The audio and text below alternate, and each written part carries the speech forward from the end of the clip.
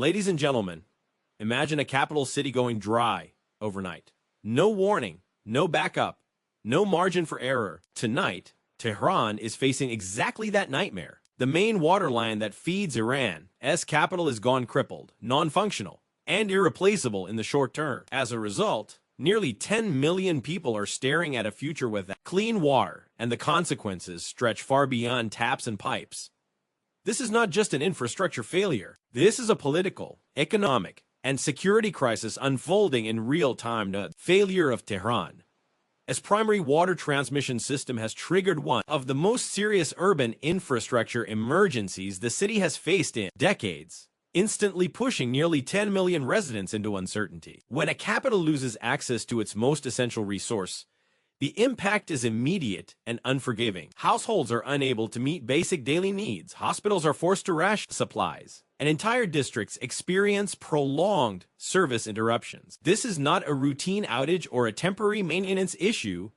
It is a systemic breakdown that exposes how fragile even the largest cities can become when critical utilities fail without redundancy. What makes this moment especially alarming is the scale and speed of disruption. Tehran's water network is designed to operate continuously with little tolerance for prolonged failure. Once the main line went offline, pressure across the system collapsed, cascading into secondary failures that emergency crews cannot quickly reverse. The question now is not when water will be fully restored, but whether the existing infrastructure can handle the stress of rapid repairs at all. For residents, the clock is already ticking, and every passing hour deepens public anxiety.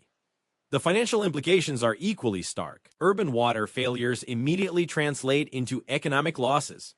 As businesses reduce operating hours, industrial facilities suspend production, and service sector activity contracts, markets tend to react not to the outage itself, but to the uncertainty surrounding recovery. A capital city, unable to guarantee water access, sends a powerful signal of operational risk, forcing investors and institutions to reassess exposure and long-term stability. Infrastructure risk premiums rise, and confidence erodes quickly. There's also a deeper narrative beneath the surface. This crisis did not emerge overnight. It is the result of years of underinvestment, environmental stress, and deferred maintenance. Water scarcity warnings have circulated for decades, yet expansion continued while resilience lagged behind. Now that the system has failed, the consequences are playing out in real time, on a scale that cannot be contained or dismissed. The uncomfortable reality is that when a city of this size loses water, the issue stops being technical and becomes political, economic, and social all at once. The disruption of water supplies has begun to expose vulnerabilities even within Iran's most powerful institutions, including the IRGC, an organization long portrayed as insulated from civilian crisis. Water is not only a civilian necessity, it is a logistical backbone for secure operations, sustaining personnel, equipment maintenance, and base functionality. When access becomes uncertain, operational readiness declines in ways that cannot be concealed by official statements. The sudden reality that elite forces are facing the same shortages as ordinary citizens introduces an unexpected stress point inside the state's security structure. What makes this development particularly striking is the symbolic weight it carries. The IRGC has been positioned as the ultimate guarantor of stability, yet resource constraints are now testing that image. Bases dependent on municipal infrastructure must adapt quickly, diverting attention and manpower away from strategic priorities toward basic survival logistics. In finance and political risk analysis, this is a critical signal. When security institutions are forced in crisis management mode, systemic strain is already advanced. The economic implications ripple outward. Increased emergency spending, rerouted supplies, and logistical inefficiencies raise operating costs across the security apparatus, adding pressure to an already constrained fiscal environment. Markets and analysts read these signals carefully, because disruptions at this level suggest broader institutional stress. When water scarcity begins to affect the very forces tasked with maintaining order, the narrative shifts from temporary disruption to structural vulnerability, raising serious questions about resilience under prolonged pressure. As water access becomes unreliable across Tehran, the economic fallout is accelerating in ways that markets recognize instantly. Industrial facilities that depend on continuous water flow for cooling, processing, and sanitation are being forced to slow or suspend operations, disrupting output at a time when margins are already thin. Hospitals and clinics face a more dangerous calculation, rationing water for critical procedures while postponing non-essential services, a move that quietly increases long-term costs and risk. Small businesses, from food services to retail, are reducing hours or closing temporarily, draining daily cash flow and employment. Income across the city. Here is the hook investors watch closely. Utility failure is rarely an isolated event. It creates a chain reaction.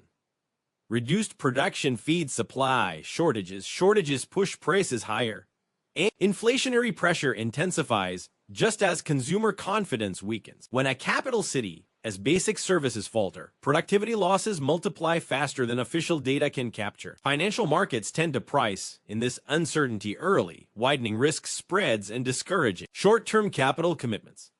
The strain on public finances is also growing. Emergency water distribution, infrastructure repairs, and support for critical sectors require immediate spending, often without clear funding sources. That spending competes directly with already stretched budgets, increasing deficit pressure. For analysts, this is the moment when an infrastructure crisis begins to show up in macroeconomic indicators, signaling that what started as a technical failure is evolving into a broader economic slowdown with lasting consequences. As discussions of partial evacuation begin to surface, the crisis enters a far more dangerous phase for political and financial stability. In risk markets, the word evacuation attached to a capital city immediately changes calculation. It signals that authorities are preparing for scenarios where normal governance and service delivery may no longer function. Even if such plans are limited or precautionary, their mere existence introduces uncertainty that spreads faster than any official clarification can contain. People react first, and markets react even faster.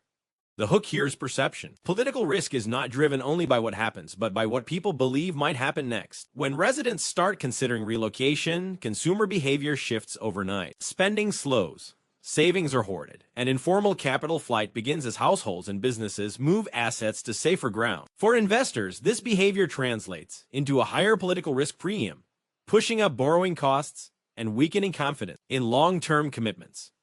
Institutionally, evacuation talk exposes stress within decision-making structures. Managing population movement in a megacity requires coordination, trust, and resources, three elements already under strain. Any visible hesitation or mixed messaging amplifies public anxiety and fuels speculation about internal fractures. In financial analysis, this is a critical inflection point because instability in a capital city rarely stays localized. It tends to spill into national markets, currency expectations, and broader regional risk assessments, reshaping how the country is priced by the outside world almost immediately. The fiscal burden created by Tehran, as water infrastructure failure is colliding directly with an economy already constrained by sanctions and limited access to external financing. Restoring a system of this scale requires more than emergency repairs.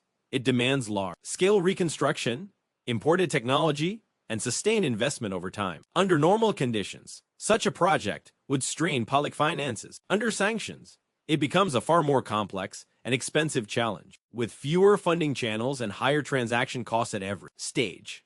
Here is the hook that worries financial analysts. Crisis spend rarely replaces existing obligations.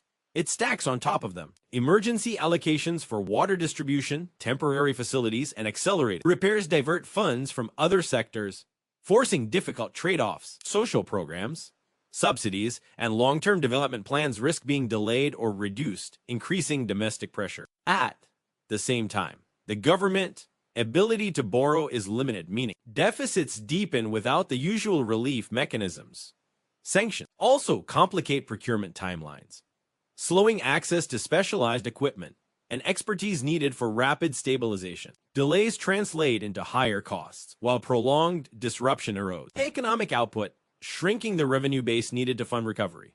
For markets, this combination is a red flag. Rising expenditures, constrained financing, and declining revenues create a feedback loop that weakens fiscal resilience. When essential infrastructure fails under these conditions, the financial strain does not remain temporary, it becomes embedded in the broader economic outlook. The instability unfolding in Tehran is no longer a purely domestic concern. and regional actors are paying close attention. When a capital city in a geopolitically sensitive country faces a breakdown in basic utilities, the shockwaves travel far beyond its borders. Energy markets, in particular, are sensitive to signals of internal disruption because political stress at home often reshapes behavior abroad. Traders do not wait for official confirmation. They price in risk-based on trajectory, and the trajectory now points toward prolonged uncertainty. Here is the hook that matters to global markets. A government under internal pressure recalibrates its priorities. Resources are pulled inward. Crisis management overtakes strategic planning, and foreign policy decisions become more reactive. This can affect everything from energy exports to regional security postures. Even the perception that leadership focus is divided can increase volatility in oil pricing, shipping insurance rates, and regional investment flows. Stability premiums that once favored predictability begin to evaporate. Neighboring states and international stakeholders also reassess risk exposure. A capital city struggling to maintain essential services raises questions about spillover effect, including population movement, cross-border trade disruptions, and heightened security alerts. Financial institutions factor these risks into lending, insurance, and long-term infrastructure commitments across the region. What begins as a localized infrastructure failure quietly reshapes regional risk models. There is also a strategic signaling dimension. Adversaries may interpret domestic strain as reduced capacity for sustained external engagement, while allies grow cautious, uncertain how long stability can be maintained. This recalibration influences diplomatic leverage and negotiating power, particularly in environments already shaped by sanctions and economic pressure. The key point for analysts is that markets respond not only to hard data, but to perceived resilience. When a state's capital city shows signs of systemic stress, the global response is swift, subtle, and deeply consequential, altering regional dynamics in ways that extend far beyond water infrastructure alone.